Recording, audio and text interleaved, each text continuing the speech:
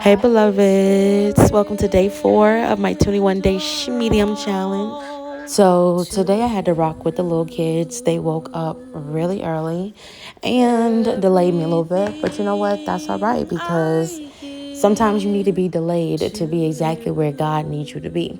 All right, well, let's get into it. I don't like going to the gym with my kids because I can't just focus on what I need to focus on, but no worries. It actually turned out to be a really good experience. And my biggest testimony on my life lessons always come from my kids. They teach me so much. So the lesson of the day is choose your hard. Everything is hard. Being broke is hard. Being rich is hard. Which hard do you want to choose?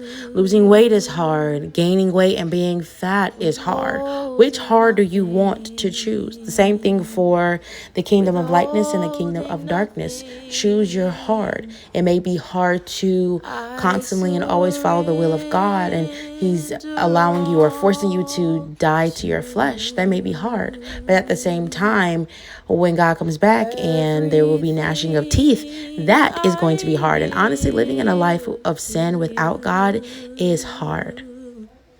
Without works is dead. You've heard it 1,000 times, but it's literally true. So this morning I did get kind of frustrated once the kids woke up and I had to take them with me, but I went ahead and prayed to have a good day, and then I got to choose to have a good day. You have to make a decision after you do the praying. Lord, I pray for X, Y, and Z, and then you have to decide on, are you still going to wallow in your frustration, or are you going to choose to have a good day? And God will assist and guide you in doing so. More words of wisdom that I learned from my little biddies is that my daughter was on the treadmill and she was going zero point 0.6 miles per hour, right? She's 2 years old.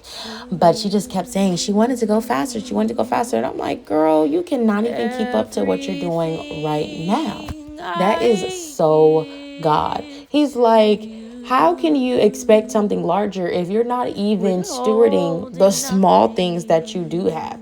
And then why are you rushing to get to that point? My daughter is going to get older and be able to go faster on the treadmill. Why are you rushing to do it now?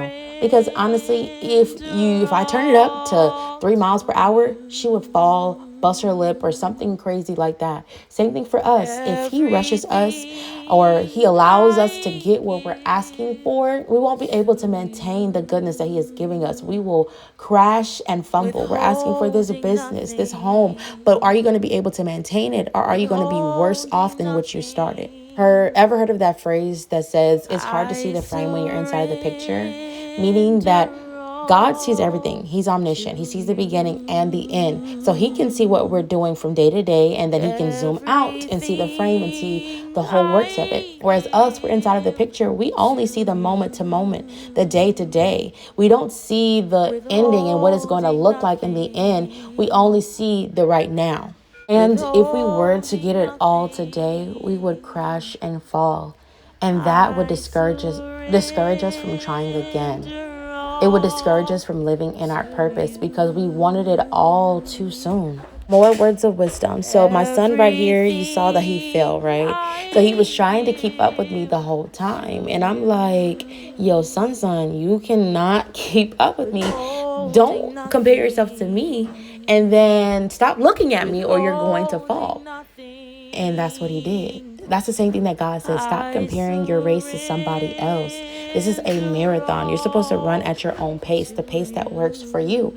And stop looking at someone else. Focus on what you're doing or you're going to trip up and fall. And that's literally what happened. He was a trooper. He's okay. He got back on it. But that's literally what happens when we are focusing on the wrong thing. Another thing my son taught me is that he asked why there was a little pink weight. So if you saw the kids had the little pink weights, I think they're like 3 pounds. And I told him that every person has a different capacity of what they can handle and their strength level. And the same thing for us as people. God doesn't give us more than we can bear. But some people can handle a little bit more and some people are not the strongest soldier. And that's okay because it's what we can handle. But the one thing I love about God is that He constantly challenges us. The same thing with growing a muscle. You have to keep pushing yourself. And sometimes it hurts. It hurts and sometimes you're sore. But you are growing. You're getting stronger. And that's what Christ does to us. He challenges us little by little. You may be in a season of fasting and prayer. You may be a season of just waiting and listening on God. These things are strengthening us to do better and to have a stronger walk and relationship with Christ. And it also beautifully ties into the prayer I said before we left the house. I was frustrated, but I learned a lot through them. So I want to say a quick prayer. Dear Jesus, thank you for blessing us and loving us. Please show us the areas where we are trying to rush our life, that we are comparing ourselves to others, and that we are trying to take on too many responsibilities that we are not strong enough for. Please help us to understand we are challenging us to benefit us and to grow us. And in your mighty name I pray, amen.